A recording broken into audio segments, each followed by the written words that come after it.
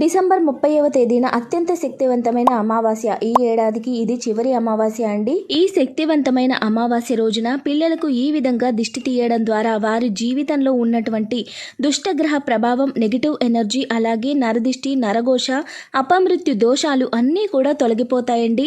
పిల్లలకు ముఖ్యంగా నరదిష్టి, కనుదృష్టి ఎక్కువగా ఉంటుంది. ఇటువంటి దిష్టి దోషాలు తొలగిపోవడానికి మనం ఈ రోజున దొడ్డుప్పు అలాగే ఎండుమిరపకాయలతో పిల్లలకు దిష్టిని తీయాలి. ముందుగా ఈ డిసెంబర్ 30వ తేదీ అమావాస్య రోజున సాయంత్రం సమయంలో 6 గంటల నుండి 10 గంటల లోపు పిల్లలకు ఉప్పు ఇంకా ఎండుమిర్చితో దిష్టి తీయాలండి. పిల్లలను ప్రధాన సింహద్వారం వద్ద కూర్చోపెట్టి మన యొక్క ఎడమ చేతిలో ఉప్పుని అలాగే ఎండుమిరపకాయలను 1 లేదా 2 తీసుకొని పిల్లలకు అపసవ్య దిశలో 3 సార్లు, సవ్య దిశలో 3 సార్లు దిష్టిని తీసి ఎవరు తొక్కని ప్రదేశంలో పాడవేసి పిల్లలకు కాళ్ళు చేతులు కడిగి ఇంట్లోకి తీసుకురావాలి.